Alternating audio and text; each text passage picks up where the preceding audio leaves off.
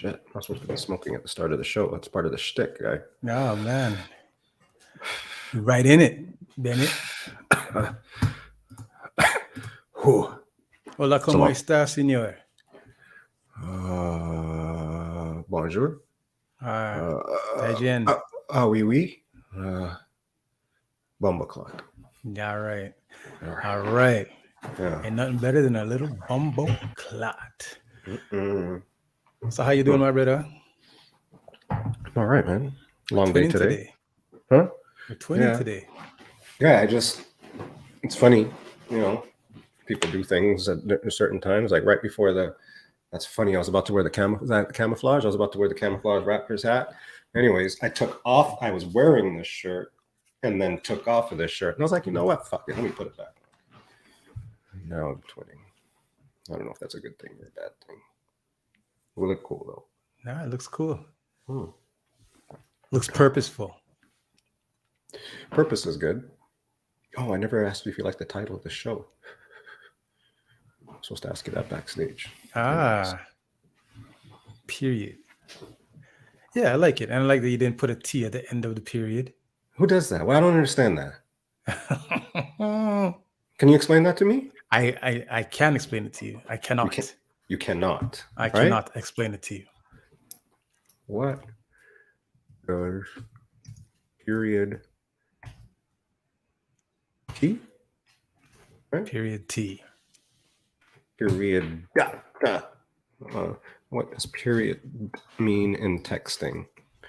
End of discussion. A variant of period. Period is an interjection used to signal the end of a discussion or to emphasize a point. Something is fine. Period is a word used to describe something that is final. It's purposely misspelled variation of the word period, which means to conclude or to end. So no more. We're not having this discussion anymore.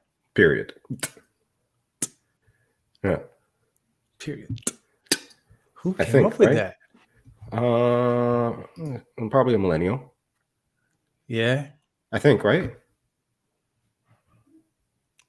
Right? Must be. It must be. I think, you know what? Honestly, somebody was trying to explain to me that I'm giving the millennials a bad rap because I don't have the dates right. Oh, so you're having some people fall into millennial-ish that aren't really millennials? Yeah. Like there's something else. It's like I really don't like Gen something, whatever. Instead of it's not the millennials I'm hating on. You know what I mean? That's okay. I see what you're saying. They're like, no, man, it's not the millennials. I'm like, fuck the millennials, man. All right. Oh, so they're saying that's not us. Yeah. You're talking about the younger ones. I think no, actually, I think it's the older ones I'm talking about. What? That's because look, it says millennials. And this is first Google. Millennials is 81 to 96 is a millennial. Okay. 81 to 96. That's so my brother falls in that category. Well, I don't like him. Right? So then it's the it's Gen Z I hate. Right? Individuals, Gen Z is 97 to 2012. But they're a little young. But you're right. They're a little. I think they're a little young. I think I'm right. That's why I keep telling them. I'm like, no, I think I'm right, man. So now that I look it up, I feel even better. The kids, okay. Right? It's not the kids. Not these kids. These kids are like.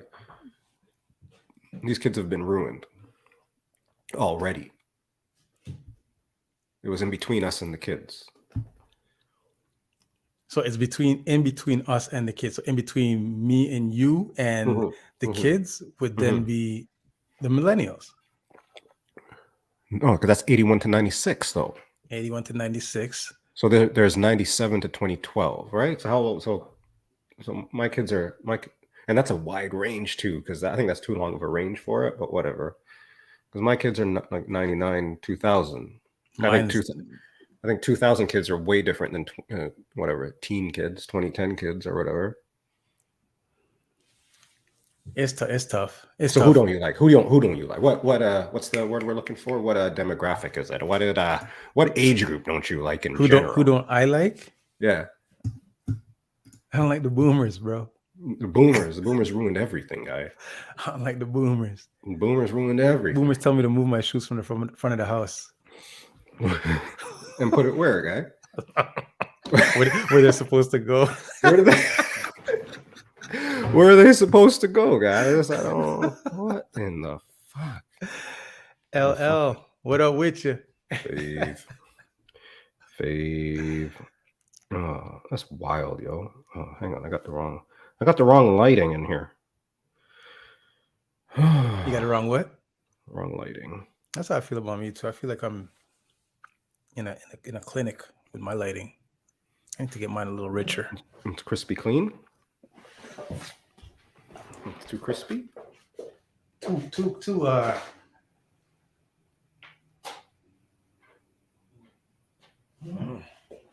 I don't know. What do you think? What do you think? See, this is what it was, and then this is what it usually is. Oh, nah. This? No, that's how it is. Usually is. No. No? It's more gray? It's like this. It's just the spot. No, nothing above. Ah. Oh. There we go. See? Maybe that's what's going on for me. Wiener. Let's see. Getting there. You think? One more. Hold on. One more. Guy, how many lights do you have, guy? This is why you need smart lights, man. You tell Siri to do it.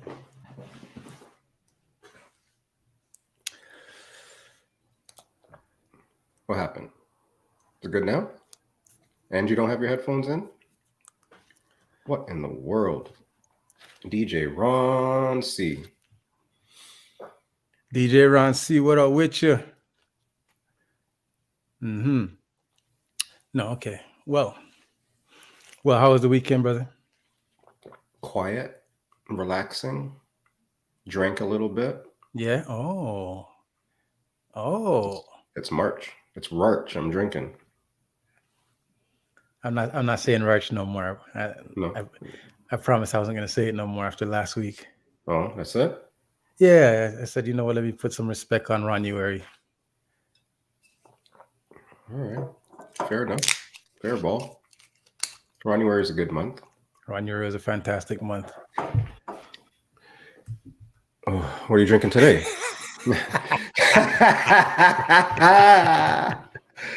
Oh, shit. Touche.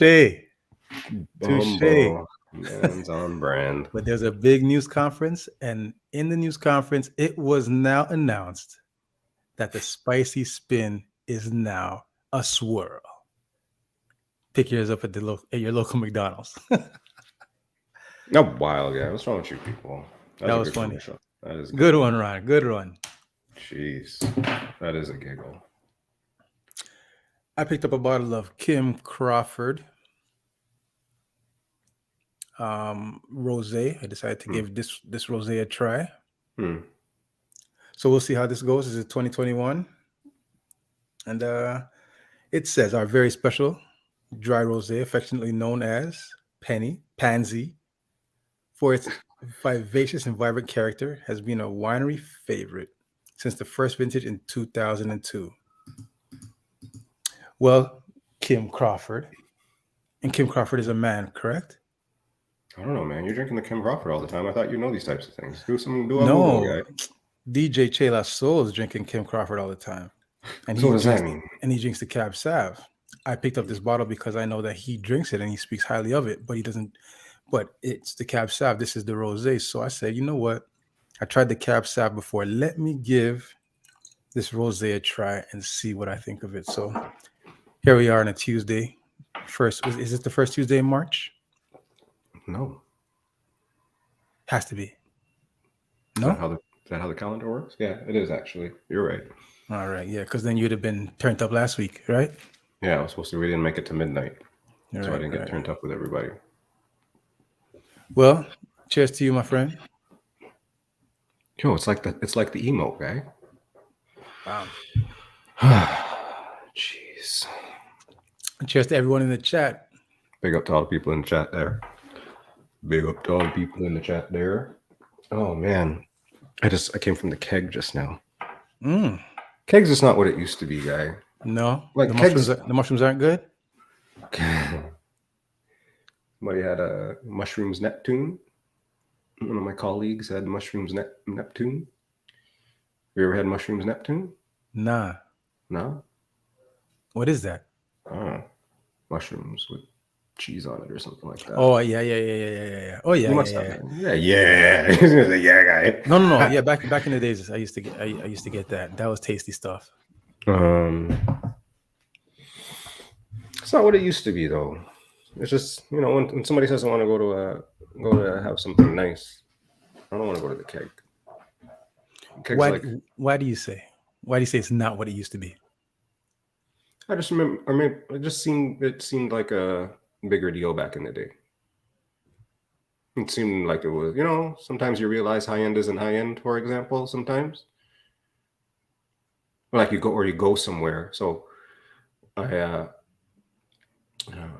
went to the Rio in the Bahamas twice. Okay. Right? Once before it was renovated and once after it was renovated. And the first time I went, I was like, yo, man, this place is fucking wicked. The first time you went? Yeah. Mm-hmm. Great. Wonderful. And then I went back and I was like, yo, this place is even fucking wickeder. Great. And then, so I was like, yo, done. Perfect. Great. Wonderful.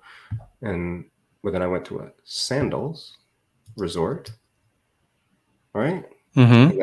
And then it's like, okay, that wasn't great. That was good before.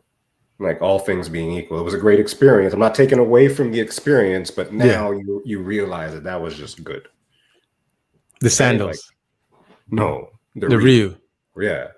Okay. Because I was happy with the Rio. Rio was great. I went to it. It was renovated. It was new. Holy shit! Look at this fucking place. It's great. It's even better. Woo! Yeah, yes. Beach is nice. This is nice. Yeah. But you go to a different chain or a different thing, and then you realize, okay, that's just a different level now.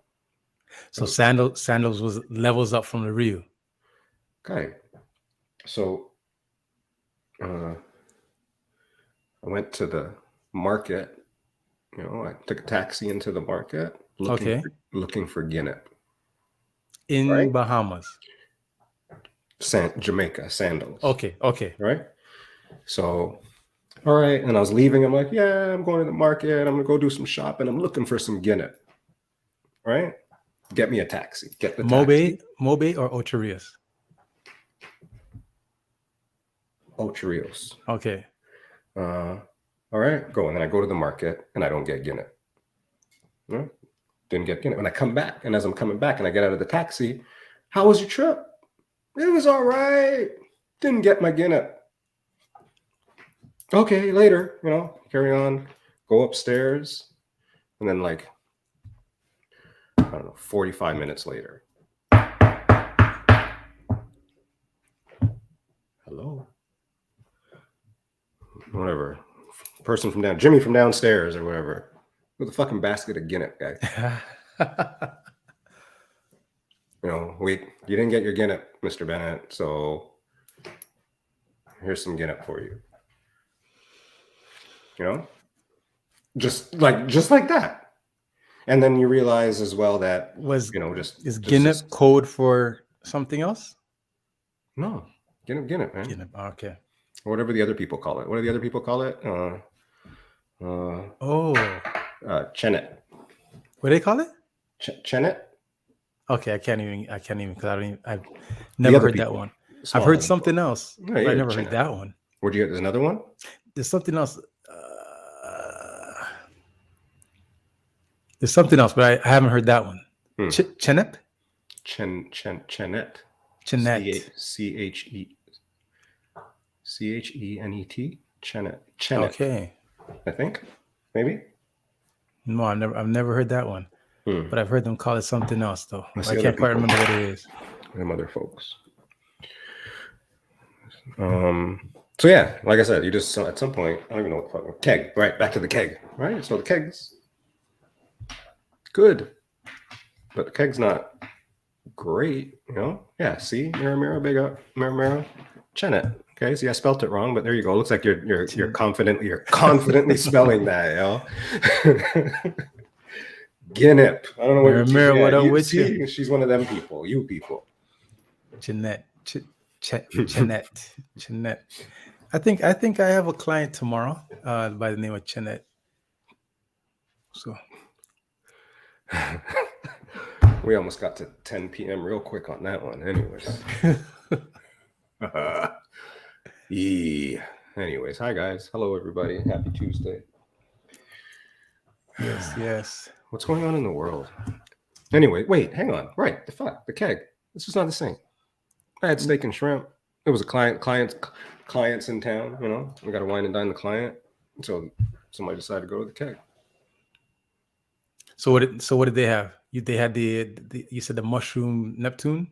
Well, mushroom Neptune's an appetizer. Right. Mm-hmm. And the bread is good, right? The bread is always good at the keg. The bread's good, and then the new butter. The butter is different, guy. For the bread, it's like it's fluffy now. Mm-hmm. Keg doesn't suck. It's just it's good. It's good. The onion soup. DJ Ron C mentioned the onion soup. That was dope. I used to like that as well. All that stuff with the cheese on it was always super tasty. That's funny. We were with some Americans, and they're like, "What's with all this different cheese?" They're like, "What's all that?" I was like, "Huh?" And they're like, "Look, there's cheese on this, cheese with that. There's this cheese, there's that cheese." Channel 9, what up? Keg butter got Coke in it. Oh, you just dip it, guy. You don't even have to spread it. You can just dip it in the little thing, guy, and you're good to go. It's nice and fluffy. Mr. 9, Mr. Channel 9. What up with you, brother?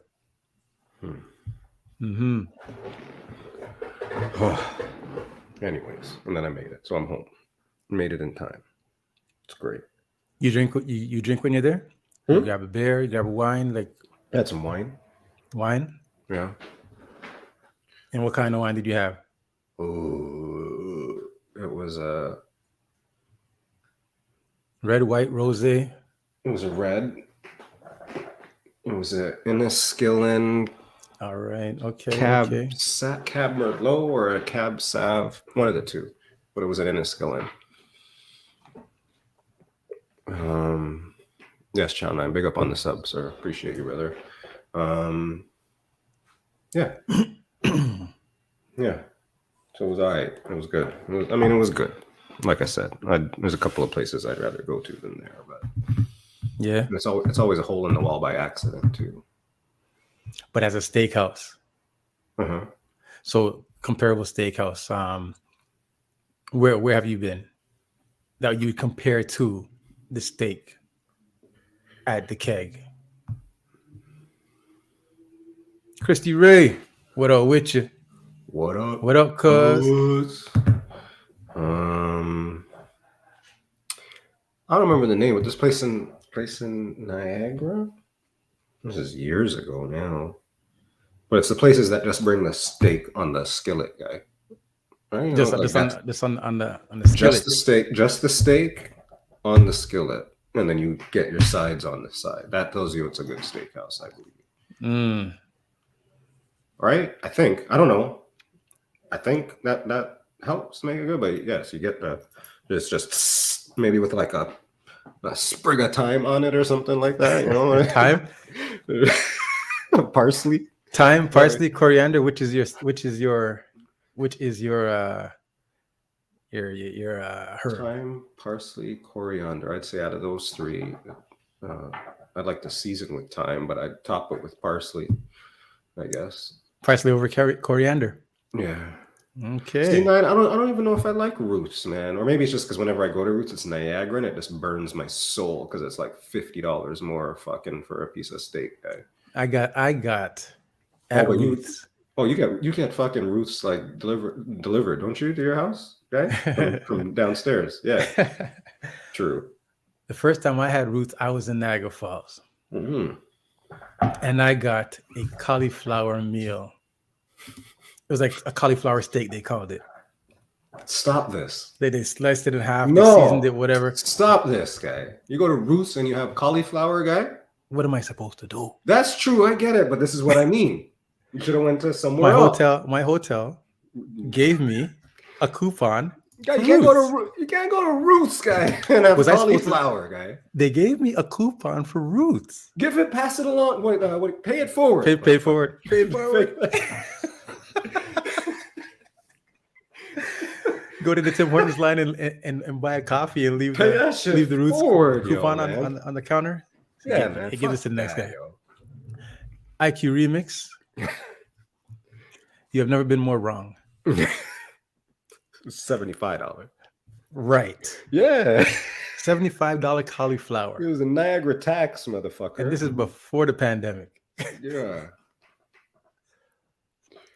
Man, $75 cauliflower. Guy, you shouldn't be allowed to go to Roots, guy. Hey, man. I don't discriminate much, you know? But you shouldn't be. I don't want to see you in Roots. You just fuck. You're the problem, guy. You're driving up the price because they got to buy extra lettuce. You asshole. Because of me. I'm the reason for the inflation. Yeah, guy. Going to all these places, ordering food that is not on the menu, driving up the cost of everything else for everybody else. Everybody, I apologize. I'm just thinking about this now. True say, Adam. You guys. Everybody, I apologize. Everybody's eating the lettuce now, so that's why lettuce costs more, guy. Yeah. Nobody used to eat the lettuce. Well, soon meat's going to be cheaper. They're just going to get rid of all the farms and just build them in labs, and everybody can get grade A meat. You could probably get Kobe meat. Right? That's right. There's a warning before we come on, everybody. We say vegan. We say vegan a lot.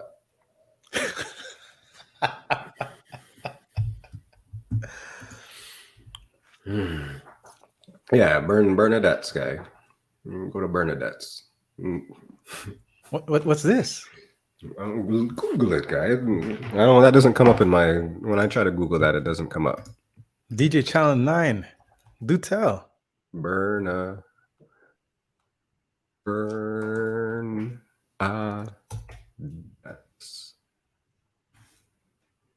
Bernadette. She sounds Jamaican or English. Sounds bougie. No, that's not her. Bernadette's in New York. Is that right? No, he's joking. He's guy. There's a Bernadette's in New York. He's telling tall tales. I was like, see what the internet will do to you. Jeez, Channel 9. DJ Channel 9 is telling tall tales. That's the meanest thing you've ever done to me, ever, Channel 9. Right there. Yeah.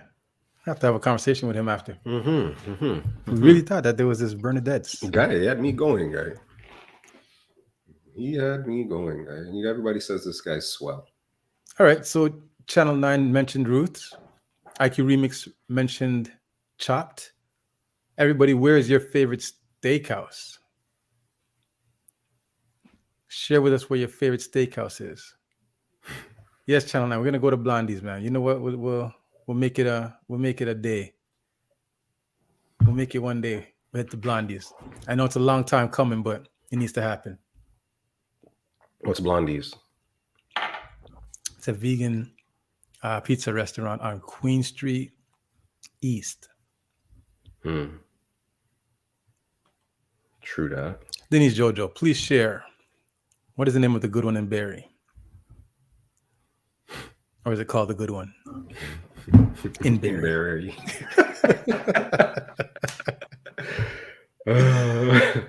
Rada, good evening. Paulie Lopez, sir. DJ Paulie Lopez. Good evening. Uh-oh. What's going on with you?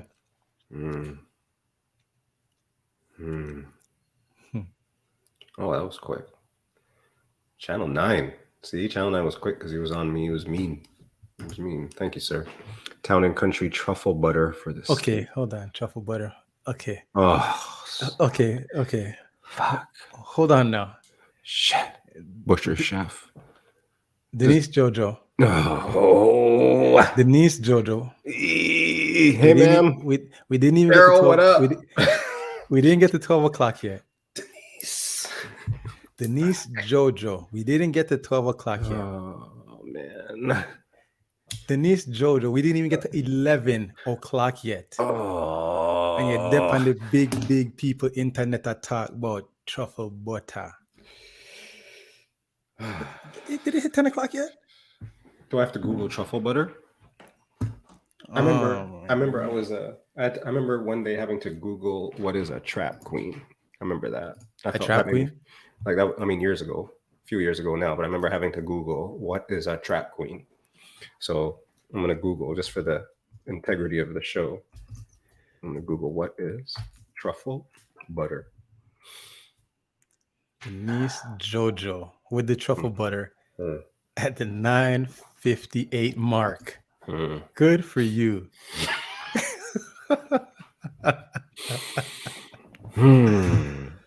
Please read to the crowd. No, I'm not reading this. What truffle butter is. I'm not reading this. Just share. It's you know how I don't like reading this. A combination of fluids from having anal sex and intercourse. You're reading it in a manner that nobody else can comprehend what you're sharing. Let's hear it. Combination? No.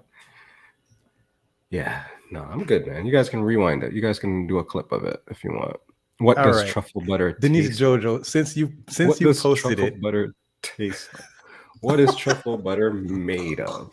Oh, Fave, what have you done?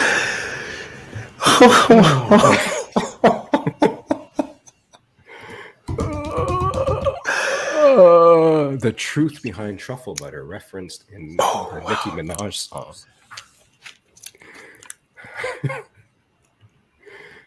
Denise Jojo. Na. See, Mrs. Ron C. This is what happens when you're not here. And so, Mrs. Ron C, I will tell you that since you haven't been here already, I started the show and I'm already smoking. Channel 9 is being mean to people, and Denise Jojo is talking about truffle butter. Well, here's the thing. You said Channel 9 is being mean. And yeah, we haven't even pressed the fucking button yet. Right? Anyways, you said Channel 9 is being mean. Right? Yeah. But in perspective, I mean, I could right? use a different word there. You have to use a different word now because, for instance, you said that the Rio was fantastic. It was great, but then you went to sandals, and then in perspective, that means it made Rio just good. Channel 9 being mean, maybe I can rephrase. Maybe before this weekend, Channel 9 that could have been considered mean. But after that Chris Rock special, there's a whole new word for mean. There's a whole new meaning.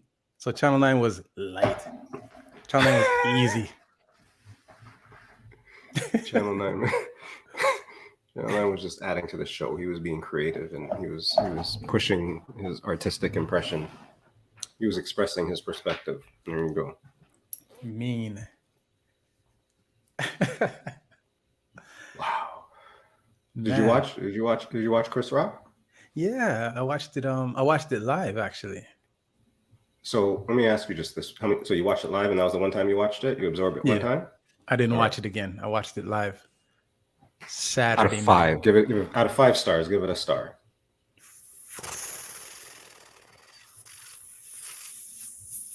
4. 4 stars? See, you don't even believe that. 3.7. Anybody who saw it, how many stars out of 5? We got 2.5 stars from Mrs. 3.7. 3.7. Something like that. 3.7. At the beginning, he had me laughing. And and I was laughing in a way that I hadn't laughed at a comedy stand-up in a long time. Now I just watch comedy specials and I'm like, that was good. You know what I mean? And I might get a little chuckle here or there. I might have been drunk though, but Chris Rock had me laughing. He had me laughing. There was some things that it just kind of felt reminiscent to his bigger, blacker days, his older stand-ups. I immediately said, like 15, 20 minutes into it, I was like, this is way better than Tambourine, which was the last special that he did. Mm-hmm. That's how I felt. Like I was just laughing. And then when he got to the closing, then I was like, all right, do your thing. You know what I mean? I get it. Mm.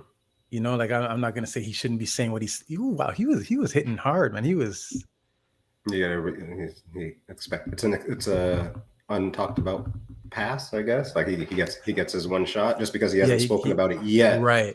He waited for this to be the first time, so this is the first time. So you go shoot away, right? And then everybody and then go, and then that should be it, I guess. Right.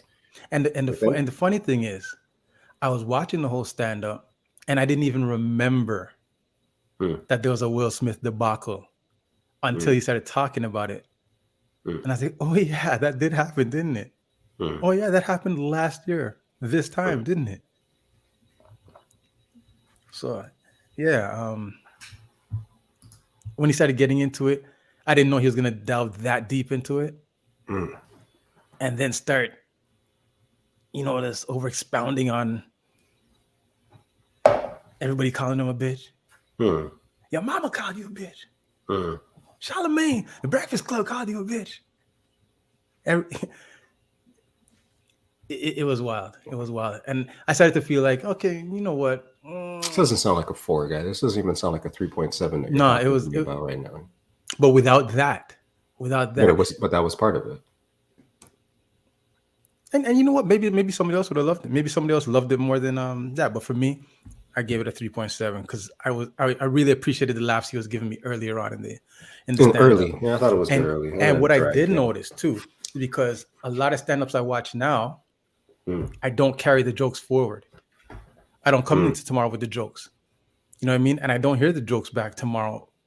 Like you remember back in the days, like a Chris Rock stand-up would happen, and then for like weeks you're talking about the jokes with your friends or Eddie Murphy or whoever does their stand-up. You're talking about their jokes. I got some ice cream. Right? There's jokes that transcend time. Welfare.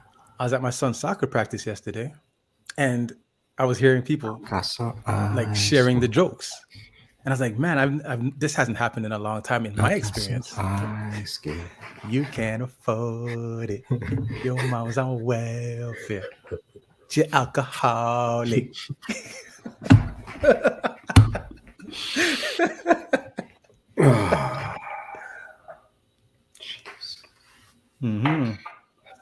Jeez.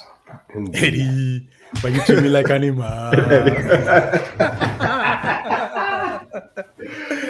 Oh man, yo, that was stand-up comedy. People don't know, like people, because when I'm on Netflix right now and I you get to the stand-up comedy section, like I listen to some of this, like it's all right, it's good, but it's just not like the same as it was like Richard Pryor, Eddie Murphy, Andrew Dice Clay. All that shit, man. Like back in those days, guy. Like that was some good shit. But anyways, even Bernie Mac. You remember? Did I talk to you about this already? That I feel like Netflix owes Russell Peters. Netflix owes Russell Peters. Yeah, I feel like Netflix owes Russell Peters for their positioning in the market. I got a funny story about that, but I don't think I'm allowed to tell it. So, anyways. Because at the height of Russell Peters' career, he was the number one stand-up. He was the number one comedian in the world, right? There was no one that was grossing as much as him. He was, while everybody else was doing like little concert halls and little theaters, Russell Peters was around the world filling stadiums. Right. And at that time, I think Kevin Hart was like the next biggest comedian, but that was like just by doing movies, but not like raking in the stand-up dollars like Russell. Anyways, Netflix at the time, when Netflix was was like introduced to the mainstream, if you remember, they were mostly like a comedy channel. It was mostly comedies, like barely any movies. Like it was just mostly comedy, and their biggest attraction that they had at the time was when Russell Peters stand-up special, right? And that kind of like brought people to Netflix to see that special, because I don't know if you remember, at that time everybody was running to YouTube to watch all of Russell's stand-up bits. I don't know if I can believe in that statement. Go on. You don't have to believe it. Just, you know, it's I'm not saying it's wrong. I'm just, you know, sorry, you know, well, I mean, okay, let me just ask the chat. Do you guys know Russell Peters? And do you remember the time? No, but wait, let me rephrase. Nothing about the Russell Peters part. Just about it was the running to YouTube part. Like, people don't run to YouTube. Just that part. But say again. People don't run to YouTube anymore, or even back then. Wasn't a thing before. But to get to hear Russell, Russell Peters, different story. Yeah. I was not. And he was on fire. It was all right on YouTube. Russell Peters was on fire, right? Like, and obviously he was so much on fire that he could fill stadiums, right? Not just like venues, like stadiums around the world. Yeah. Right. And Netflix used that to kind of gain their momentum. Everything was comedy at one point. And I believe that, like, I mean, maybe Netflix will like call me and say, "Are you stupid?" But when I do my math, makes perfect sense though. When I do my math, the quick maths, or the Netflix owes Russell Peters. It's quick maths or long maths? He should get royalties. And I'm sure they weren't paying him 55 to 100 million like they're paying all these other comedians now. And he's the one that built, and he should get royalties. You know what? If y'all want to stand up for something. Y'all want to stand up for something? Stand up for Russell Peters getting his royalties from Netflix. Netflix is a joke. Oh, lordy.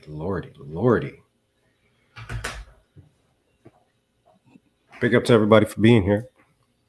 You yes, y'all. Could actually be anywhere in the world, but you be right here with us. Pizza in the Break Room. This is episode 84. It's a lot of fucking episodes. It is. And like we continue saying, it's a lot of chatting. You ready to start? All right, we got to start the show. We haven't started the show. We have not, and you That's a record. Smoked your doobie. I know. So do I have to? I don't know if I can down to the bottom. It's down to the bottom. You smoke it down to the bottom already? No, I'm gonna light it back up for when you start the show, though.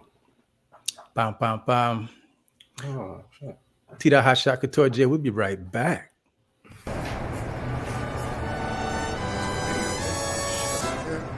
We here now. We here. Yeah. It's in the break room, y'all. Holla, holla, holla. Woo! You just changed that? That's good. Way to go, man. That was quick. Well done. Was that just now you changed it? Yeah, you're like a ninja guy. Is ninja a bad word? Ninja's a bad word now? Ninja is one of the most highest grossing streamers on Twitch. No, but it's a bad word now, right? You can't call somebody a ninja. What does ninja mean? You got to Urban Dictionary that. All right? Ninja. Anyways. All right. So, people. The other day, Fitz and I brainstorm a little bit. We got a chat. Makes sense. He and I have a chat. And we threw in the chat, let's interview each other. Yikes. No, channel. Something about the ninjas, man. Emily. And we've, I think, we pride the show, and when we bring people on, not interviewing them, but actually having conversations with them. Yeah? All right. That's what I pride. I pride a little bit on that. I pride on when people come on the show, they don't feel like fucking they're gonna get grilled. We just talk to talk. All right? You think? Is that a thing? I mean, it's the intention. It's a thing for me. I don't know. See, here we're asking questions already. It's a thing for me. Is that a thing for you? Yeah, we're just chatting here. Just trying my best not to say the things I'm not supposed to say. Sames. I try not to. Like truffle butter before 10 o'clock. That's good. Actually, that is good. So what we're going to do today, people, is the gist of this one is we've prepared questions. I don't know how many questions he's got.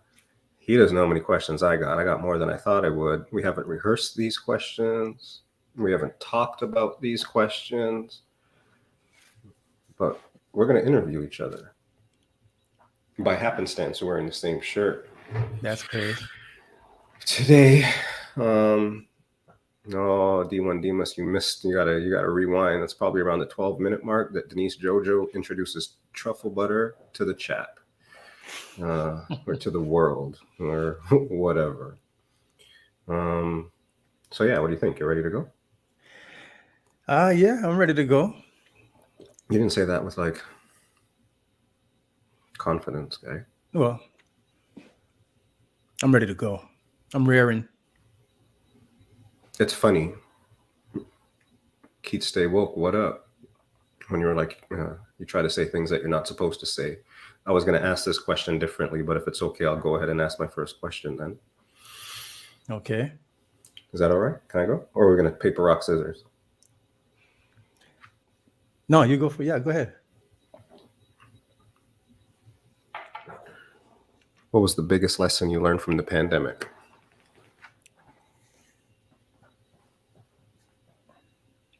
And I was going to ask that question differently, but it was only because you mentioned it. And I'm just going to open it up wide like that.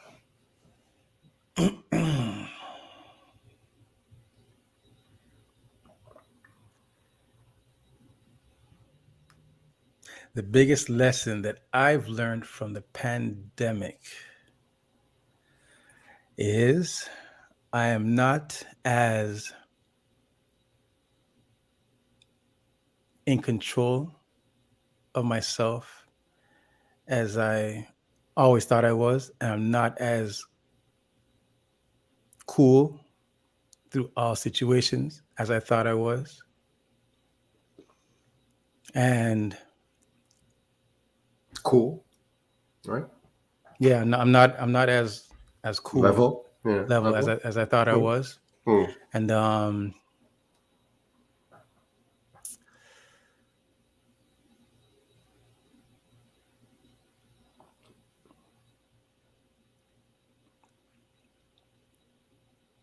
mortality is not a joke. I learned like you're gonna have to deal with your mortality sooner or later, and I say that because during the pandemic I was dealing with my father at the time, who was dealing with illness, not due to the pandemic or the COVID, but due to his illnesses, and I was like one of the sole caregivers at the time, So my levelness, my coolness, and my insight, in this my insight into mortality was all the things that I kind of learned about myself at the time. Yeah, because dealing with him made like was kind of rough. It was a rough time.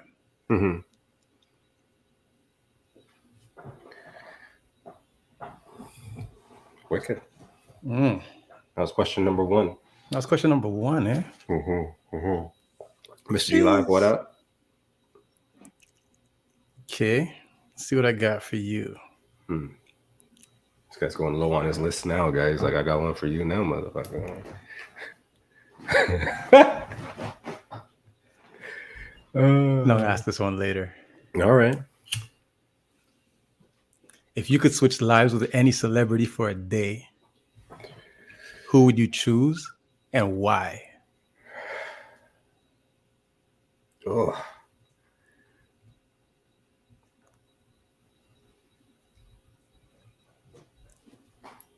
I mean, how could I not say Jay-Z, I guess, a little on this one? I don't think I couldn't. And why is just, first of all, I don't really want to switch up with anybody, right? I'm living me. That's good and wonderful and great. but you're saying it's a celebrity. It's somebody that I admire just as on whole, and that's had an impact on the world in some way. You can, like the person or not, or like the rapper or not, but the person from start to finish has accomplished a lot. And so from a celebrity perspective, just being able to experience a day in the life would be cool, I guess. Everybody knows I'm a little bit invested in that. So, but I want to ask you why. Like, I know you say it would be cool, but yeah, tell me a thing. I think I like that maybe it's because almost because I wouldn't do that. I feel that that's somebody that is authentic in the very least, and that any situation like myself would be themselves. It wouldn't necessarily be about the celebrity, I guess, right? It would just be about living in that situation, whatever that might be. And it might be a little bit different in terms of, we talked about Ryu and then sandals, right? I'm sure there's something better than sandals. You know what I mean? Right? I was gonna ask you, like, is it because you want to see where Blue Ivy came from? Well, I mean, it wouldn't hurt a day in the life. You know what I'm saying? It wouldn't hurt a day in the life to, drop a little rap and then drop a little, let's finish the night off, honey. All right. Don't ever forget that too when I say Jay-Z is the baddest man in the world. Don't forget about who the man's wife is.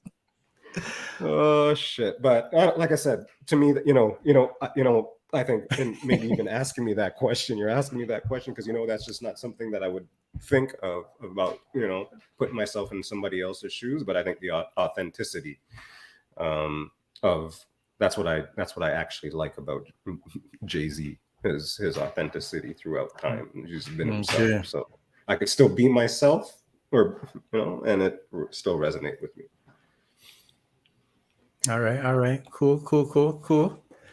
I like that. Quick shout out to everybody that's in the chat. Mr. G Lab, we see that you jumped in. Big shouts out to you. I'd like to thank everybody for joining Pizza in the Break Room episode 84. Today, T.Hotshot and I are trying something a little different. We're just asking each other some questions. Hopefully we get some answers. Period. And if you're watching on Twitch, but you're not logged in, let me just ask you to just log in. Join the chat. And if you're watching on YouTube, big shouts out to you. Join the chat. We'll put your comments up on the screen.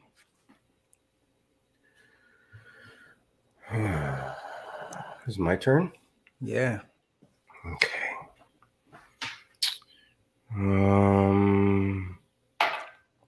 Watch as Dima says.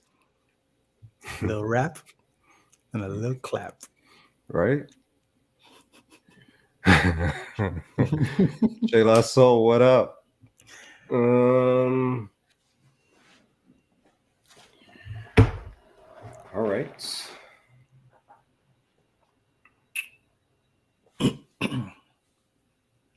All right. What is your fondest memory of Mary Ward? We talk a lot on the show about Mary Ward, about all the Wolverines, about all the people that are connected from this wonderful school here on the Twitch and out there in the world, especially influencing Toronto. So if you didn't know, we both went to Mary Ward. We both walked the halls. So what's one of your fondest memories of Mary Ward? To cross this one off. I'm thinking about a bunch of different things, but it would have to be winning the championship, winning the city finals. That would have to be my fondest memory. What was that? What grade was that? Grade 9.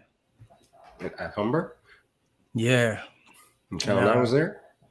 Channel 9 was there, yeah. Mm-hmm. At the beginning of the year. I broke my foot, so I didn't think I was going to get to play. But I guess as a 14-year-old, you tend to heal quick like Wolverine. So I was able to come back and be an integral part of a championship squad. So yeah, that was big. That was big. That was one of my fondest moments. Dun, dun, dun. All right.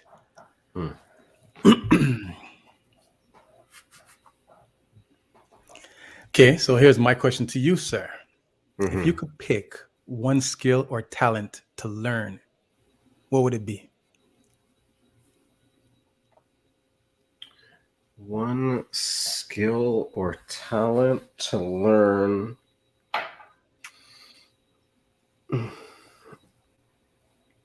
I don't know how to, I'm not handy. So I want to be a toolsman. I have a little bit more way around fixing shit for myself. I don't know how to do shit for some certain things. I'd rather, I know a lot of people that know how to do a lot of things that can help me out, but it's also it'd be nice that I knew a couple of more things around being handy. So a tool, I don't know, like I said, I don't know exactly what it is, but a toolsman, right? Fix this, fix that, put up when the door is broken, and fix the door, that kind of thing. So this, you have tools? I got tools so that when somebody comes over, they can use them. Right. And then when somebody comes to use them, they're like, oh, all right, I can use these. I'm like, all right, but I don't, I think from that, I can do a lot of things. I can get a lot of things done. And I've learned recently that I actually can do some things myself. Oh yeah. Because I kind of had to. So I did, but I just don't feel confidently handy. Like I'll pass you a screw. Right. What's the biggest thing you've built then? A whole or fixed. What's the biggest thing you built or fixed? Desk guy. Are you not listening? Yeah, you're no. Like, oh man, I don't know. I had to. Was it winterize this winter? Tighten some seals and make sure everything's screwed in. I felt accomplished by doing such a thing. You know what I mean? But just I don't have the handy in me. So I'd just like to be able to be like, yo, this is like, oh, okay. Pull out let me grab the screw, like that, and just get her done. I have a great, wonderful friend across the street, John. He's a very, very good man. He's very, very helpful. He and I golf every now and then. But he's my handyman that will come by and help me out as necessary. Big guard. Big guy. What up with you? Oh, my turn? Ms. Ronci says she is the fix-it person at the Ronci household. That is good, man. It's the fix-it person because you cannot say fix-it man or handyman or tool man because... Or you have to apologize. Why did the Raptors have to apologize? Do you even know why? The Raptors had to apologize because they had because right now, I believe right now is Women's Month? Women's History Month. Something. Right? And so the Raptors were honoring women during, one of their on the Teletron, prompter, whatever, the vid screen. So there was so each Raptor was saying what it is that they appreciate and honor about women, and I think there was a part where Malachi Flynn said, and women are really special because they can have babies, right? and they had to apologize. The Raptors had to retract the whole segment because of that statement that Malachi Flynn said that, women are great because they can have babies. Because apparently, I guess it's either you're shaming women that cannot have babies, or you are saying that the transgender are not women. So Raptors had to apologize. Well, I don't even know if Raptors had to apologize. Raptors decided to apologize and take that down. Yeah, I don't know about all that. I haven't got nothing for that. Anyways. Are you a millennial or are you a Gen Z? I might be a boomer on this one, guy. Mira says they shouldn't have to apologize for stating facts. There's an assault on women. Interesting. On the next pizza in the break room. You're gonna assault women on the next pizza in the break room? Huh? Fine line. You saying I need to make sure I'm here? There's a fine line. Or make sure I'm not here. All right. My turn? Yes, sir.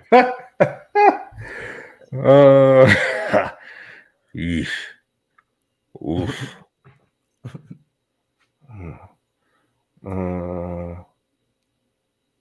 Okay. Let's try this one. So if everybody doesn't know, I mean, this guy was fairly athletic as a Ute. Fairly athletic. Some people say he was all right at some things. Some people say he was pretty good at some things. Some people say, although you were good, you might not have been better than everybody else in the world. But that's just me. Only a couple of people can say something like that. Anywho, all that to say that you've lived the life of a high-performing athlete. And now you have a Ute that seems to be a pretty high-performing athlete. What is your message to him in the context of that? My message to him in the context of that is stay focused. Don't give up on your dreams. And know when you're hurt. That is actually, know when you're hurt is actually the most important one that I say to him right now. Like physically, like when you have an injury. Yes. The difference between I worked out and an injury. I think him being a high performance athlete right now, there's the dichotomy between performing healthy and performing unhealthy, right? And for instance, I'll speak about me. In my last year, I injured myself at the beginning of the season, my last year of high school. I had no one to tell me, sit down and take a rest. You know what I mean? So I played through my injuries and not give myself time to get better, which then made me worse and worse and worse. And by the time I was really needed later on in the season, I was of no use to anybody. Right? So that is something that I kind of say to him: when you have an injury, know that you're hurt and take your time. Rest. Because right now, if you're injured, no one is gonna tell you to rest. Especially if you don't tell nobody that you're injured. Mm-hmm. Right? And then you're gonna keep playing until you're not able to play anymore and be no good to anybody. So I tell him to focus, don't give up on your dreams, and the most important at this particular moment in his life is knowing you're hurt.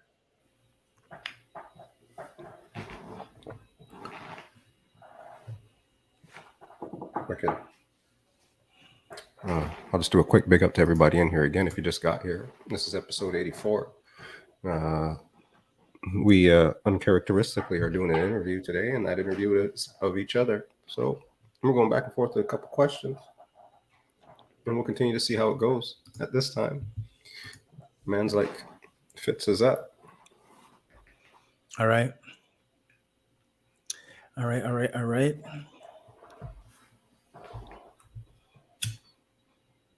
Other than being grandfathered in,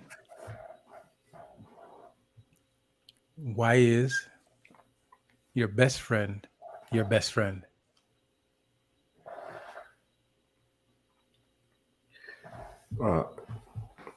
Actually, I'd say it's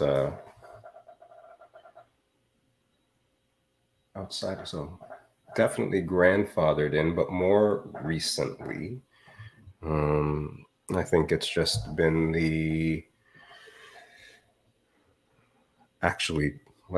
just the show of what a best friend is, being there, being honest, allowing me to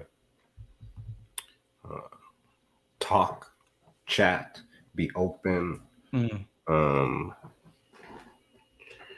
and giving me kind of honest answers back, I guess, too.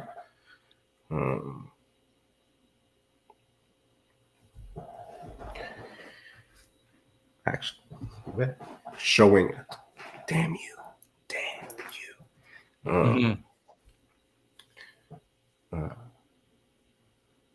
Yeah, so best friend for being for just actually being there as needed, I think is important as well. Okay. Listening, hearing it out, and especially for me, I guess, a little bit recently throughout the pandemic.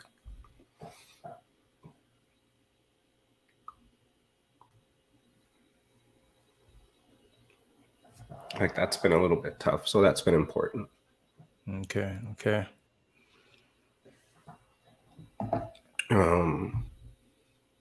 So yeah, definitely grandfathered in, but just, more recently just been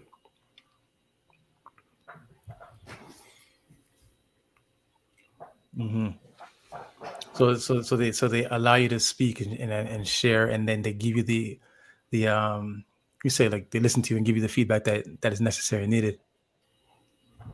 Yeah. Yes. Awesome.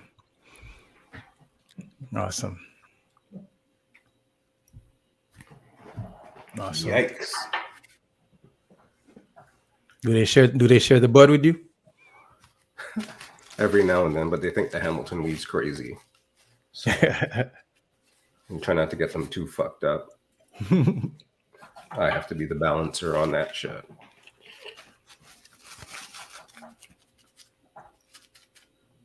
Damn it, Jim. My turn? Yeah, go ahead. All right. That was interesting. So thank you to my best friend. Big shout out, best friend. Blah, blah.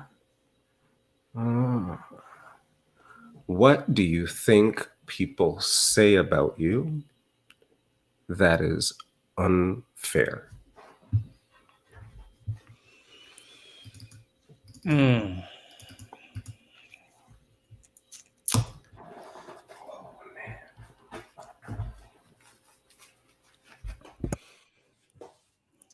What do I think people say about me that is unfair?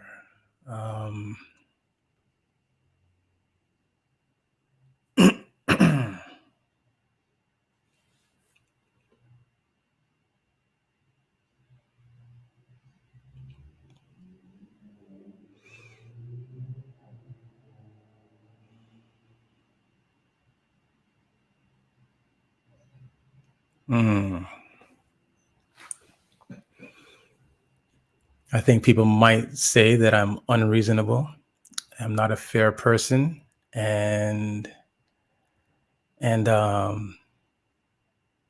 points might say that I'm not a good father.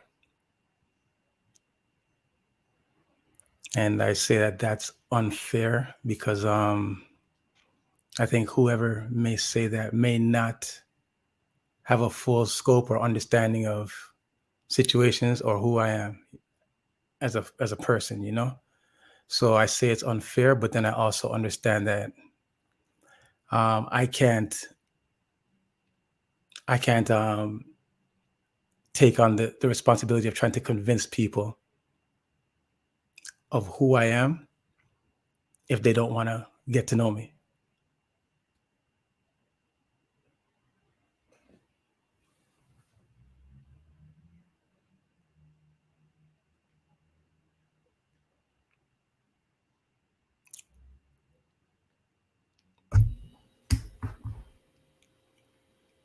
Good answer.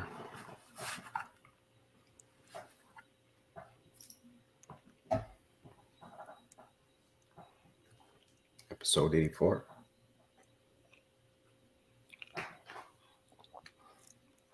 Whose stupid idea was this? Jesus. It was your stupid idea. But it's good. It's good. It's good. It's good. All right. Okay. So I got a question, obviously, because this is what we're doing. We're asking questions. So would you rather fight one horse-sized duck or 100 duck-sized horses? Okay, good. That was good. That was good timing for that. Good, helpful question there. What's your fucking question now? Would you rather fight one horse-sized duck or 100 duck-sized horses? The first one. Why? Horse-sized duck. Because it's one of them. And I'd rather take my chances with one of those motherfuckers than 1,000 of however many of you said of the other ones. Yeah. I think I'd fight the horse-sized duck too. Yeah, right? Because just imagine a bunch It's of just a little horses fucking duck. kicking. It's still a duck. Yeah, but if the duck lick you with the duck bill, No. you know what?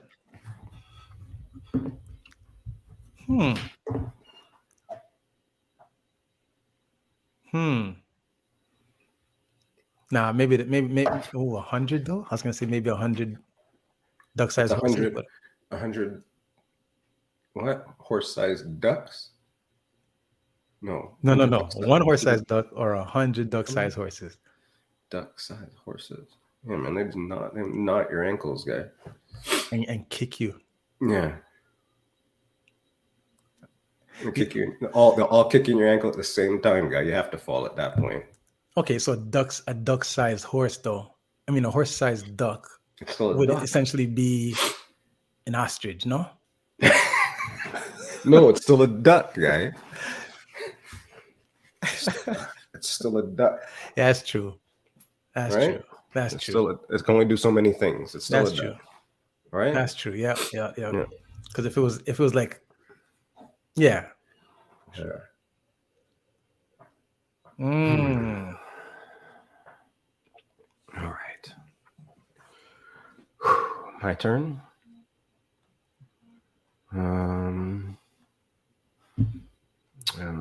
You answered that question already accidentally. All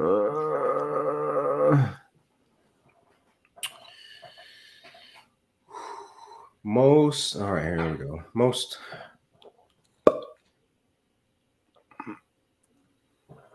There's 3 here. I'm going to pick the best one. What is the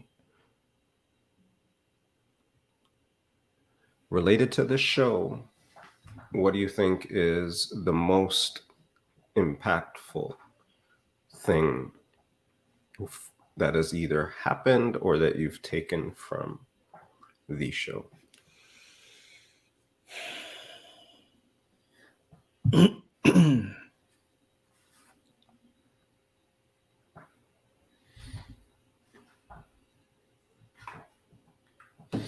The most impactful thing that I've taken from this show is like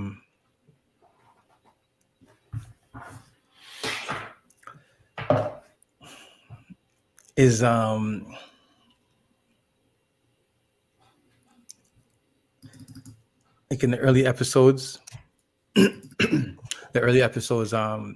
feel that there was a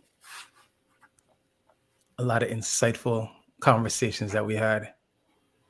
Right, that Like I this guess as show. time has passed, we haven't repeated any of those insightful conversations because we already went there. You know what I mean? But there was a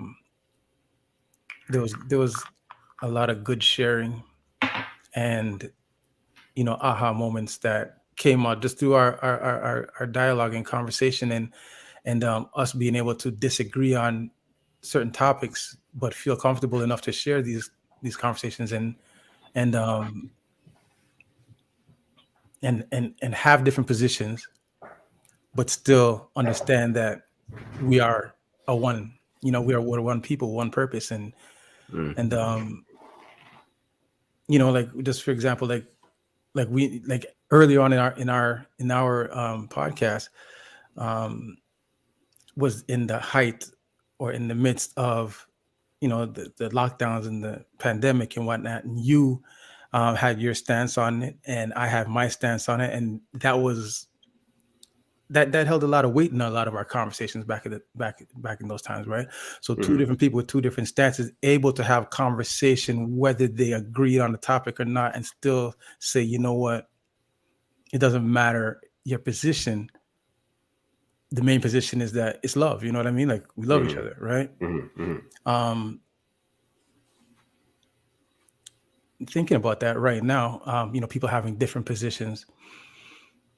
I've never had any type of negative energy on my social media, right? Never, like I've never like opened up my social media and seen negative messages for any reason, right? And as of recently, the Julie Black post that I had posted preceding her anthem, all of a sudden for the past week it seems like for some reason it's trending, right? For some reason that post is like every day, like not even every day, like every minute I open up my phone, there's another like or another negative comment. Like I'll get an alert, I'll see 3 likes on the post, a negative comment, right? And I'm like, and when I see the negative comments, I say to myself, yo, like, do I answer back? I'm like, nah, just leave it. Yeah. Right. But then at the same time, I don't want to erase it. You know what I mean? You gotta face it. Don't want to erase it. You gotta face it. But in me, I'm like, I want to say to some people, like, what is your issue? What don't you understand? What don't you like? Like, it's like I want to have the conversation to say, what's all, like, what are you dealing with? Right? For you to be, like having this vitriol on my page, right? But I'm like, it's not worth the energy. Whereas I know if I'm in a conversation with you and you say something that I don't like, or I say something I say something you don't like, it's worth the energy, right? Because I'm not trying to change people that might not be able to be changed because they probably have no investment in it really, other than to just say, you guys are shit. Right? Whereas if you say something, I say something, we can have a conversation. We can have a conversation, and even if we end up still having different stances, it's still love. It's still one. So that's kind of the most impactful thing that I've gained from this is having, these conversations that we have, whether we're on the same page or not, and still knowing that it's bump fist at the end of the day. But bye.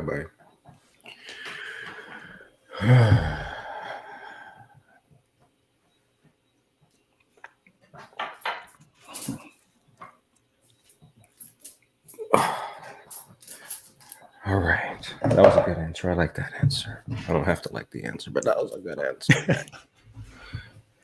All right. Hit me. All right, let me see. Let me see. If you fell asleep for 5 years and woke up and your life was perfect, what would you be doing and who would be there?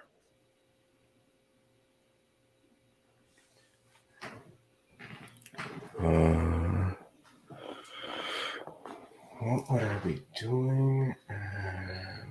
That's a good question. I'd be... Damn. I know this is kind of broad to say that I'd be surrounded by my people. So let me break that down a little bit more.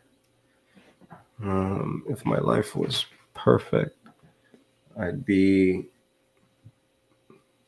traveling from place to place to place for 2 days, 10 days, 2 weeks, 2 months with just my people. Like, if you can make it these 3 days, then we'll be here. Reach. You sound like El Mag's guy. Right? This guy wants to be El Mag's. Because perfect life. Right? You know, my kids are big, so my kids have their own lives. So that would, that includes them. I'm in blah, blah, blah. So you want to come? Reach. This person's playing a concert here this weekend. Reach. Who's reaching? All right, 10 people? Cool. All right. Jeeves. But I think now in my old age, I'm just about experiences. It's not about just chilling in a big house or, those types of things. It's about, I want to see things, do things, and in a perfect world or life, I'd be doing that with my people. And my people would know who the people are who could jump on that list and just know that, all right, let we go, and call me and tell me that they're reaching, and Jeeves will pick them up, and then we're all good. For real. El Mags is on the move, yo. Hashtag goals for real. Where in the world is El Mag? So that would be it. That includes, also a couple of days on my own of just, I'm here and I'm just gonna zone out for a week or whatever, and some more intimate, just the kid. Part of it is also just, this is where we're at, this is what's going on today, this day. If you want to reach, let's experience this.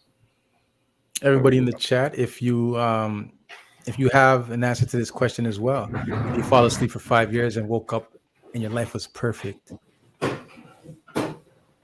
what would it look like? Just a quick little answer, just so we can get some ideas of y'all perspective.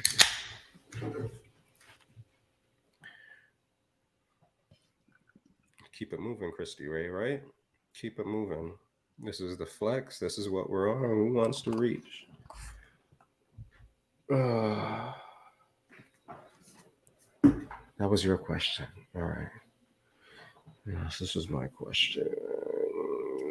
Let's go with...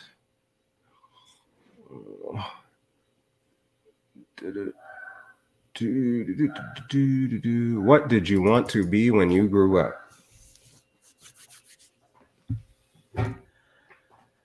When I grew up, I wanted to be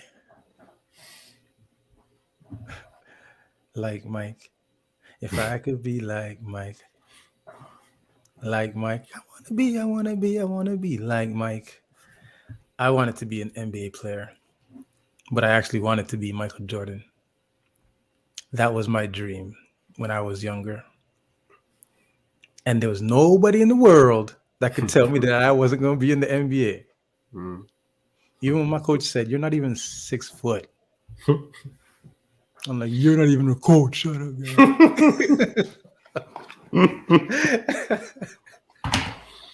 Hmm.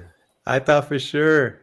Yo, I was taking care of the family. I was like, yo,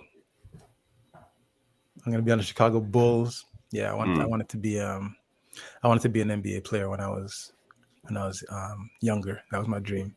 Hmm. Exactly. Come fly with me, yes. What was it? Come Fly With Me? Was it? What was the other ones? There was like 3 of them at that time. Come fly with me was the one though. Come fly with me. There was Something in the playground. Something about the playground. Michael Jordan's Playground. Michael Jordan's Playground, and then there was another one too at that time. But anyways, travel, intimate meals, moments with people close to me, especially my kids. Yeah, something like that. It's fave with the 4 words per minute. It took her like 10 minutes to write that answer. 4 WPM. Whew. All right. Your turn. All right. Let's see. Okay. Let's get light. What is one thing you've always wanted to try but haven't had the chance yet? One thing that I've always wanted to try but have not had the chance yet.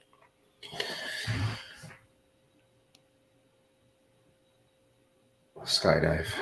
Skydive. Yeah. Yikes. Yeah. You do it when you turn 50, like Will Smith?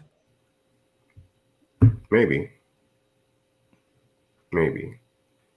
But I could, yeah. I don't even know if I'm like frightened. It's not that I'm not frightened of it, but that's one. If you're asking me one thing that I want to do, that I'd do it. I'd still be, I'd probably still pee my pants, as we're going. But that's what we're going with. I'd want to go for that. Something that I could say I'd want to do that I haven't done. Skydive. I don't want to be a skydiver. I just want to skydive. That's wild, man. That's actually, anybody who does that, I commend you. Because that's brave and scary for me in my mind. Mm-hmm. And just the way that my mind operates, like it's just always worst case scenario thinking. Mm-hmm. Like I can't even stand on my balcony for too long because like I'm thinking I either might jump or the balcony just might crumble with me on it. Mm-hmm. It's just the way I think. Mm-hmm. And I'll probably die before, like in the air.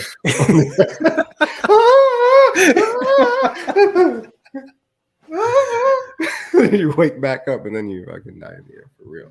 Denise said she's gonna get truffle butter when she's 70. Jeez. She's gonna have a big 70th bash. Go ahead, girl. All right.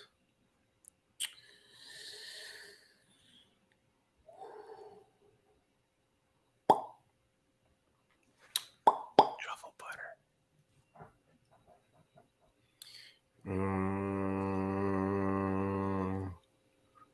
That was that. All right. I think this is the way. Is this the way?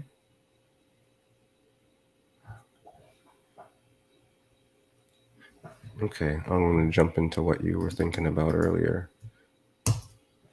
I know how old you are, but the answer still is, or the question still is, what do you want Fitz at Fitty to look like?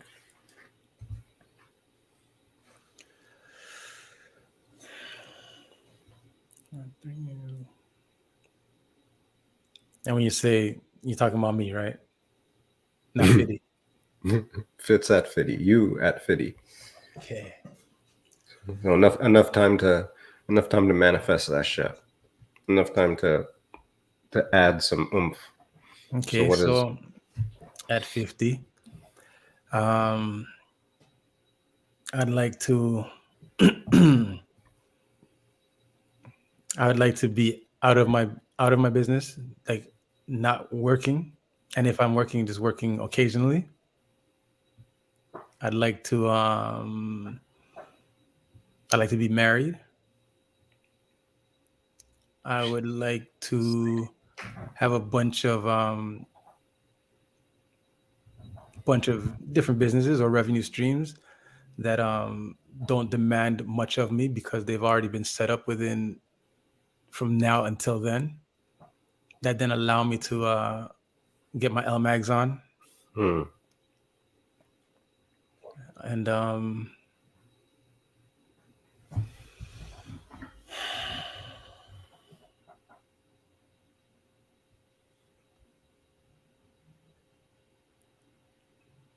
I battle with spirituality, you know.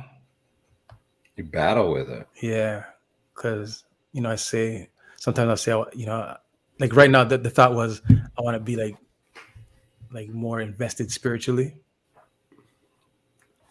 but then D1 Demas, the question was, what does Fitz at Fitty look like? But I do want to have a full knowing and understanding of myself that permeates so much that people just look at me and understand who I am and can kind of use me as an example of someone to look up to.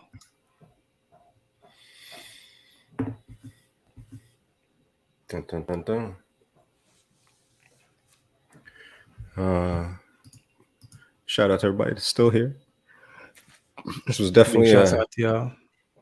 This is definitely an episode. Don't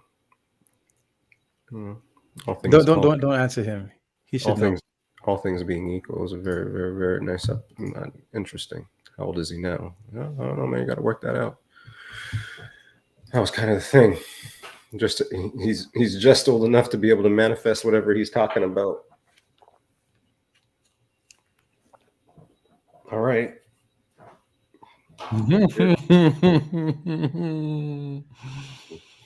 Understands that I'm his funniest. You want to understand something? Understand this. I'm your funniest friend. Guy, boy. All right. I'm running low on questions. This is good, though. It's a good thing I had a lot.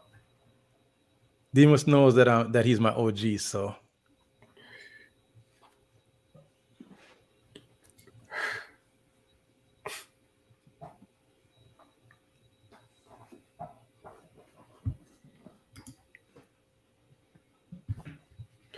Guy, your turn, guy. My turn, eh?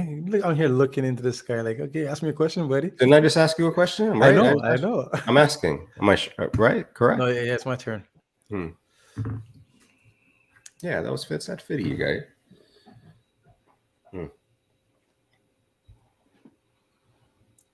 Okay.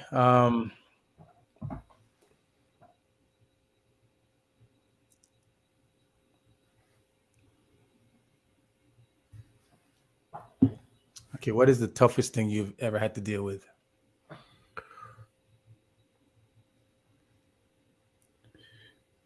The toughest thing I've ever had.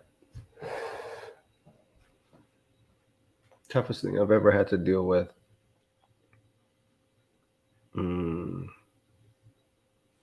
Actually, I had an original answer, but now I got a new answer. Ooh. You're like a Intel 7. Well, as I asked you earlier about, high performing athletes, right? My daughter was a high performing athlete. Yeah. Soccer player as well. And she excelled at soccer. She was parts of trades, in Little League, it was like a big thing we were able to have blocks of movement to different teams. And because, and we were part of those conversations when we were like, let's move to different teams. Let's do this, do that. So she was a high performing athlete. And she blew out her knee and going into the last year of high school. Or so she injured it going into her first year of high school. It was kind of okay. She played, and then she blew it out and tore her knee out and had to have surgery right before going into university. So this impacted, she was going to university. Everything was going to be fine, in some way, shape, or form. Right? It's one of my, I don't know if it's one of my favorite pictures or one of my most impactful pictures. Was the first time that happened. I'm carrying her on my back. I'm giving her a piggyback because I was, you can see there, the knee brace is down, carrying him on my back. I did like a little, footsteps post, footsteps. I got you. Yeah. Right. When you don't see the steps, it's because I'm carrying you. Yeah. All right. Yeah, I got you. So having to deal with that, her dream, her this, her, and then what a high performing athlete. And that was at that time, it was just a tough time to deal with, and seeing that whole situation play out. I mean, I can sit back and look at a number of things from it, but just zoning in on that was kind of tough to deal with that time, because there wasn't much I could do. I hear you, man. As well, right? And it was just, like I said, the post was like footsteps, but still, that's not, that's something that, so, even I know we talked about on the show recently that she was able to get back into the women's league and all that. Like, that's a big thing. And that, to be able to go to a game now, that's been 4 or 5 years, right? And that was a impactful time as a father, to be a parent in that situation, when there's only so much that you can really do, because that's what's up. It's funny when you say that. Just recently, my mother brought up to me when I actually injured my knee in my last year of high school, and she said I came home and I was crying, and she said that was like one of the toughest moments in her life was me sitting there with my injury and her not being able, like, not knowing what she can do, not being able to do anything. She said that was super tough for her. And then right now, like, I'm hearing you say the same thing, like your daughter got hurt, you carried her off, but you're like, all you could do is carry off. There's nothing much more you could do. And the helplessness, I could only imagine, So that was one of those yikesable situations, right? So, and yeah, to this point, like, it's a big thing as well, because, for example, I remember her going into high school. It was a big thing that she was going to a high school, and basically her team, her rep team was going into that high school in grade 9. So, as a grade 9, to be able to walk up in this place and know that you're going to go to championship 4 years in a row, blah, blah, blah, et cetera, et cetera. I don't know. I forget. Maybe they won a couple championships out of the 4 championships. They were in the finals every year against the one team. That helps you transition into high school, right? That's a help. It's tough to get into high school, but when you get to go into high school like this, and that helps. And now you think about being able to go into university and not having that too, right? To have that almost, so it's tough because you were about to go in like this, and now you have this injury. So that's a difficult thing to deal with from a mental perspective. So you're absolutely right. Mira, it's a great thing to see that she, like, not that I teared up or anything. Not that I ever tear up. Not that anybody's seen me ever tear up on the internet. But just to see her play in the women's league now and to be competitive, it's like a big step because that's wild. Wild, wild, wild. So it was tough to deal with at that time, at that moment, and so on and so forth. You still have more questions, guy? I got more. I got more if you need more. But Well, I was just thinking. So wait, yeah. what we're going to do? We haven't done one of these in a while. You're going to do a commercial, and then by the time the commercial is done, we'll do a little bit of 11:11. If we have a couple more questions, maybe we ask each other a couple more questions. I think we've been all right. Mrs. Ron C, we're not going to 11:10 this mother hell. We're talking it out. See how we're talking it out now? We talked about it in our chat. We talked about 11:11 in our chat to make sure that we're all, because 11:11 is important for the people, man. That good juju, it's always good to drop some good juju on someone. Yes. All That's right. what she So, said, by the way. Anyways, how do you fix that, man? Commercial up. all right. Gotta mute. Let's see. How do we do this now? We'll go boom. All right. So thank you again, everybody, for joining Pizza in the Break Room, episode 84. This one here is called Questions and Answers. Yes, sir, Mr. IQ Remix. It is what they call commercial time. And right now we have a commercial for IQ Remix. You can find him online on Wednesday nights at 9 p.m. His segment's called The Quiet Storm, preceded by DJ Ron C, which starts at 8 o'clock. And before that, we have the Boom Boom Chat Room. The Boom Boom Chat Room featuring Mrs. Ron C and Denise Jojo. Tomorrow they have a special guest on by the name of Daryl Narain, and he is an artist. And I guess you're going to find out what he's all about, find out about his creations, inspirations, and everything else. Now, again, I'd like to thank y'all for joining us. Monday evenings, we got DJ Channel 9 with Studio B. He also plays on Sunday evenings from 6 to 7 or 6 to 8. But nonetheless, I'd like to thank y'all for joining us. And Chico Sing. We got Chico Sing on Thursday nights at 7 p.m. 7 p.m. with Game Time. All right. So, I'd like to thank y'all for joining us. LL, you're welcome.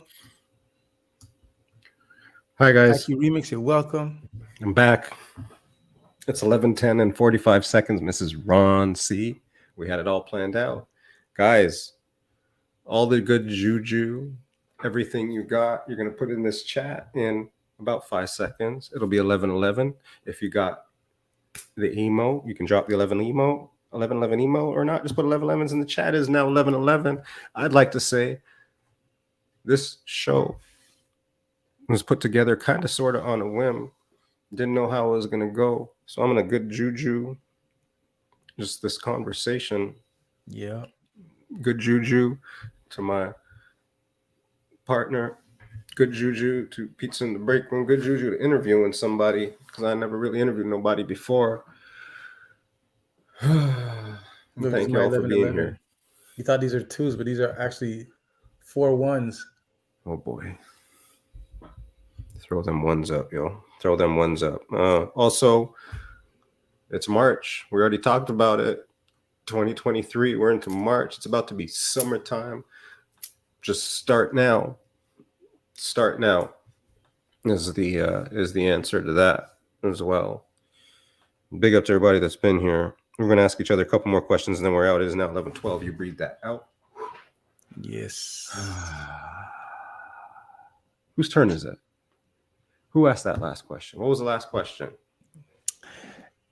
The last question was to you, and you shared about the hardest thing that you've ever had to deal with. There you go. I gotta send her that. You can share at a certain time. I'm gonna send her that. I sent the boy the other day, and we shouted out the boy because it was National Sons Day. Yeah. And then he didn't answer me for like a week, right? And I was like, this fucking guy. All right? This fucking guy. And then he answered me and he was like, "Oh, I didn't see this, but I just played it and I watched the whole episode." And then we started talking about The Last of Us and all that good stuff. And I was like, you know what? Everything happens for a reason. So there you go. My son, aka This fucking guy. this fucking guy.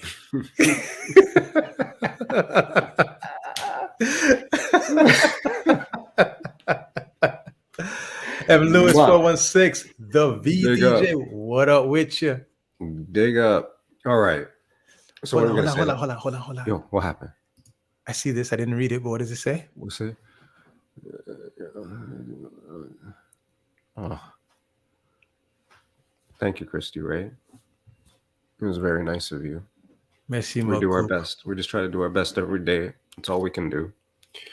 Merci beaucoup. Yeah. So what are we gonna say? We got to pick a number. How many more questions? Let's just go one more question each. Okay. Let's do 2. Can you do 2? All right. Because I want to ask this question, but I don't think it should be the last question. All right. What's the toughest part about dealing with a co-host? The toughest part about dealing with a co-host is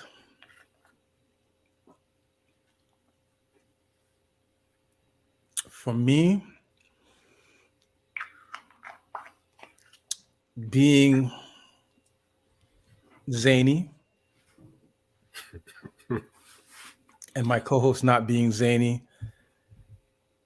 I'm a little zany at times. The toughest part is trying to convince my co-host to be zany. He's like, fuck that zany shit. Fuck that. No. Yes. So just just the toughest part is just knowing that you're not operating on your own accord and you got to do things in a team construct. So that's essentially the toughest thing. And I am super, super spontaneous. And sometimes things to me are very last minute, like an idea might pop up at, like 11:10, right?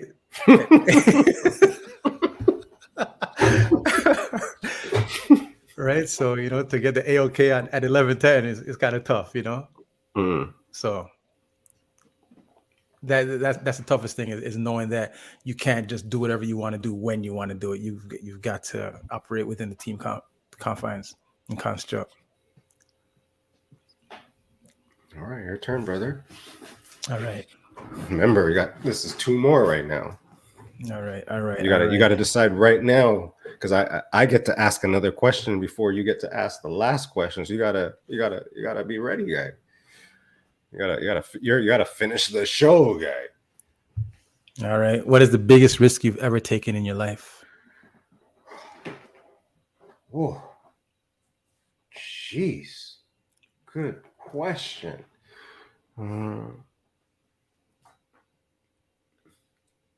I think the biggest risk I've ever taken in my life is most recently.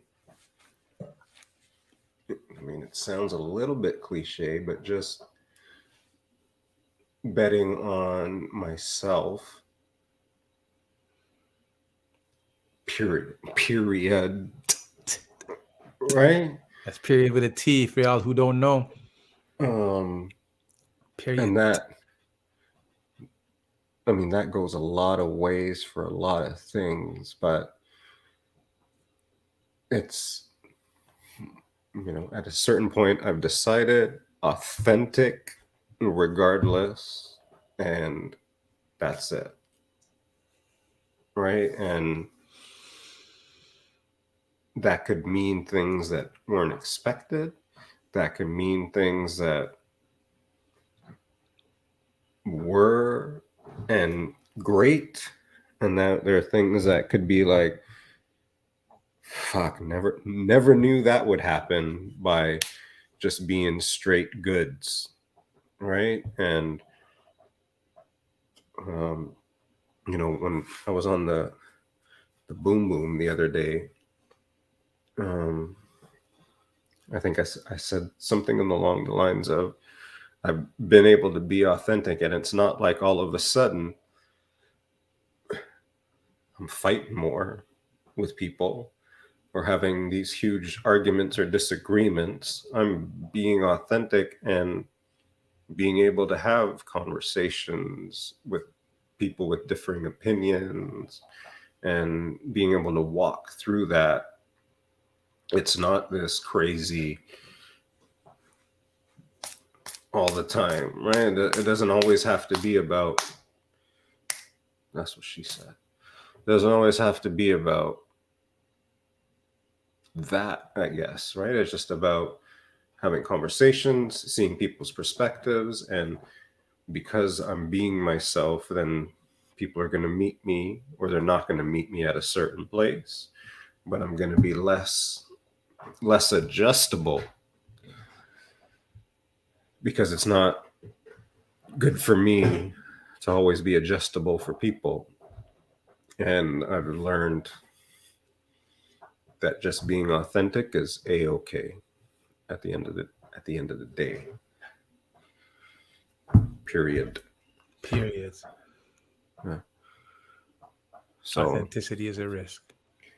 Yeah, it's for some, like, you know what I mean? Like, it scares some people away, the authenticity of it, based on how some people will take that in, right? And maybe that frees you in some situations as well, right? Like, it's made me, all right, you're down for me, or you're not down for me, or you can't just stand behind.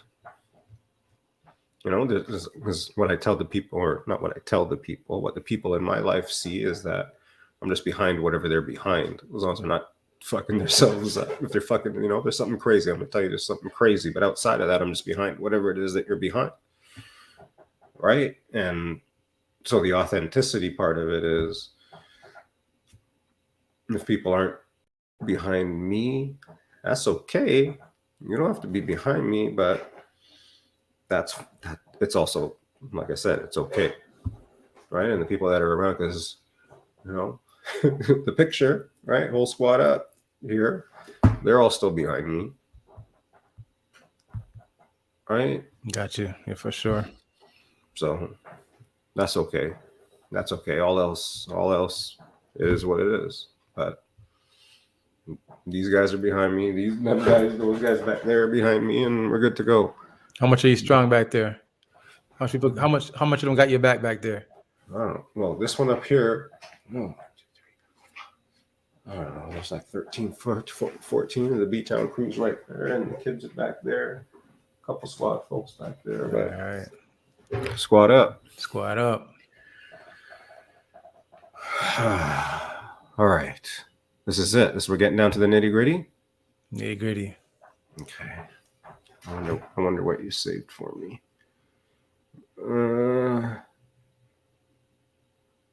All right. On that note,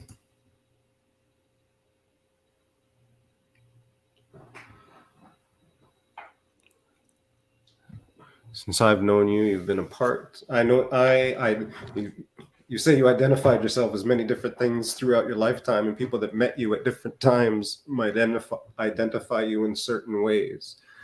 I identify you as part of the SS crew.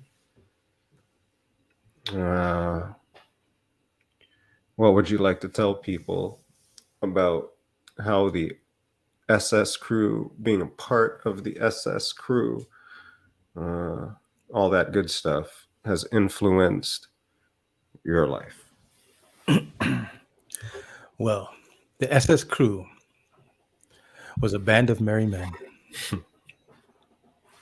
They grew up together. They ranged in different ages. And they grew up in the same grade school and went to the same high school. They were a diverse group of men, ranging from Asian, Latin, Southeast Asian. No, he wasn't Southeast Asian. He was actually. Depends on. He was a Jamaican Indian, you know.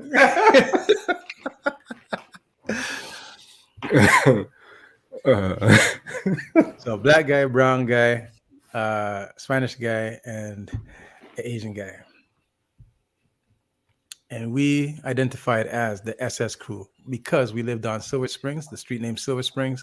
So we call ourselves the SS crew. Some people want to diss us and call us the SS Minnow. If you know what the SS Minnow is, that is. Who knows what the SS Minnow is? Put up in the chat before I continue. Somebody got to know what the SS Minnow is. We're testing the demographic here. This is easy for this demographic. The SS Minnow. I'll give 10 seconds. And if I don't see the answer in 10 seconds, I'll just continue. 5, 4, 3, 2, 1.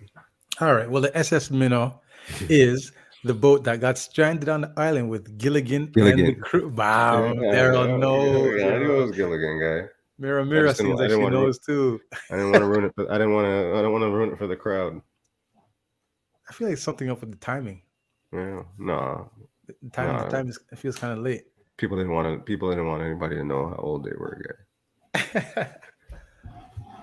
But anyways, the SS crew were my boys. I grew up with them. Went to high school with them, and again, it was a diverse group of guys, and I believe that diversity is what allowed me to be as open with my perspectives to the world as I am. So if you ask me, you know, what did the SS crew, you know, what do they mean to me in my life, and what do they mean to me? Like, they offer me perspective, right? They offer me the ability to just be able to blend in with everybody, understand everybody, and also they also taught me that that everybody's a jerk. Every single body's a jerk. All of you are fucking jerks. That's everybody's for real. A jerk, man. Not just me. Everybody.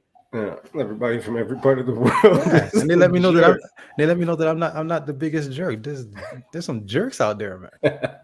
Yo, how you raising these jerks? Jerks. How you raising these jerks? I need to go talk to some of these boomers and say, yo, what was you doing with your kids? Jerks, yo. You guys got no manners, guys. No manners, these guys.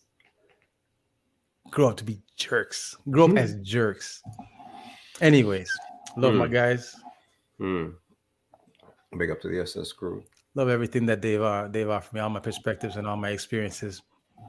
You know, so big shouts out to the SS crew. P-Man, Ed, George. Shouts out to you.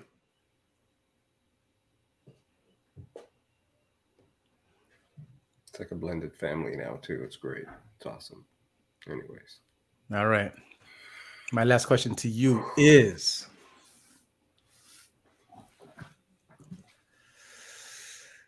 All right. My last question to you is... Dun,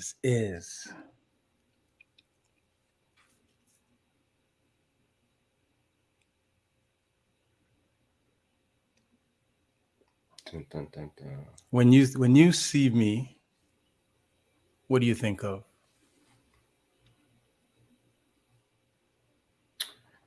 When I see you, what do I? Or when you think of me, what do you think of? When you see me, when you think of me, when you think of Fitz, what do you think of?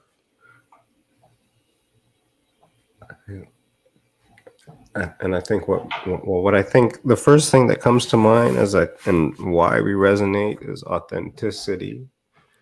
You are your own person and strong in your own person, which I think is dope. Your dedication to your beliefs, and that being whatever it is, like that's from across the board. is kind of refreshing in terms of, in the same way that I kind of think about it, my beliefs are my beliefs. And you don't necessarily have to like my beliefs, but this is what I believe in. And I don't think you do it disrespectfully to anybody personally, because it's authentic and this is what you believe in. So that is something that I see. I think I see like a dedication to, so outside of that, right, like also a dedication to what you're doing. Like you kind of dive into what it is that you're doing. It becomes, you're curious about your crafts. You're curious about your, I guess, ultimately your beliefs as well. Because the reason that you and I can talk is you just don't come with some bullshit. Like, you come with substance as well, so that we can have a conversation that's like, clear, and this is what I think of, and this is how I got here. And you have to be curious in yourself to be able to do that and have those types of conversations with other people. And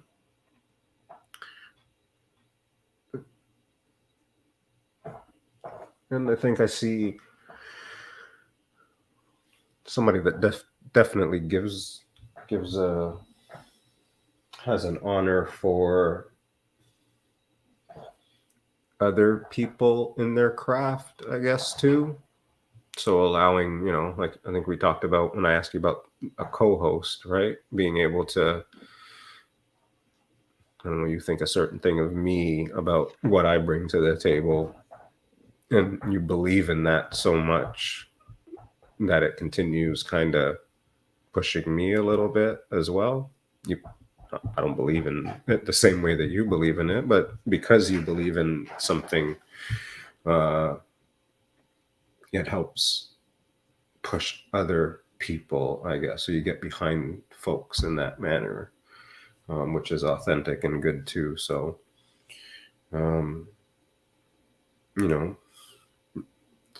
they say some people call me crazy, right, for having my own beliefs and what I believe in. So, saying that you're crazy in some things that you believe in isn't like it's not a bad thing, right?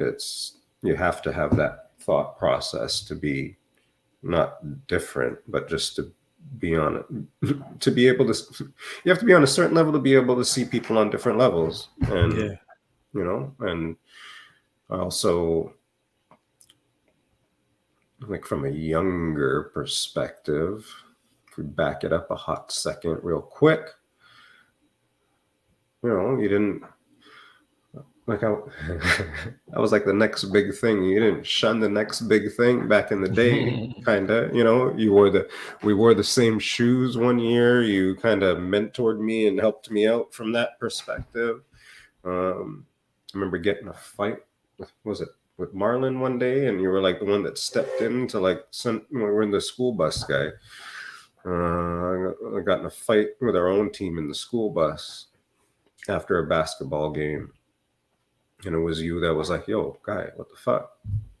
So, there's certain things that I remember throughout my life. We've known each other for a long, long time. So, there's a shit ton of different things that I think about you.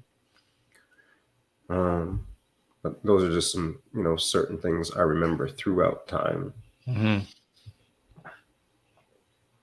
Period. I appreciate you, man. And what I do love about you is that you're a very determined person, and you're very big-hearted. And there's a juxtaposition between the way that you might be perceived and the way that you actually are. Right? You present one way, but then you're like this guy. You know what I mean? Like you're very warm-hearted and willing to do for for your people. Like it's like I feel like your people come first. You know what I'm saying? And that's the way that you operate. And that's a big deal to me because I don't feel like I operate in that manner. I'm not saying that I don't love my people but I feel like you are like everybody first. And you got love for your people, and you're not love for everybody, but who is someone to you knows that there's someone to you. And to me that's a big characteristic that I admire for you. But anyways, it's 11:11. It's 11:33. That's like 11:11 times 3. Yikes on that. Smooches, love you.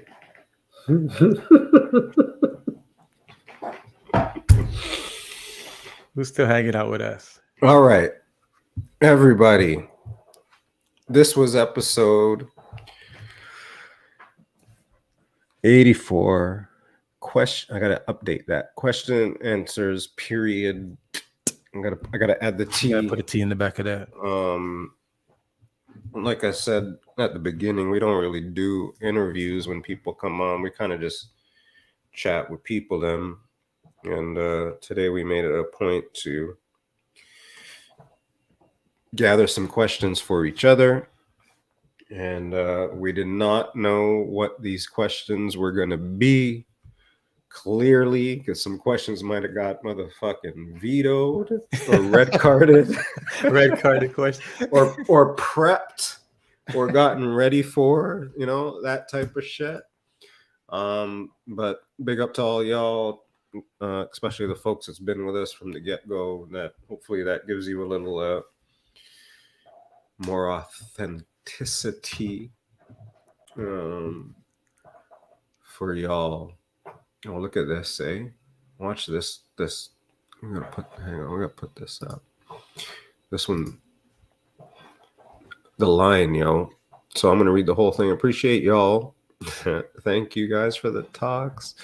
Long time, single digits indeed. Mira. Jeez. Big up. Thank you for being here. Man, stand up. Christy Ray, big up. Everybody, big up. Fitz.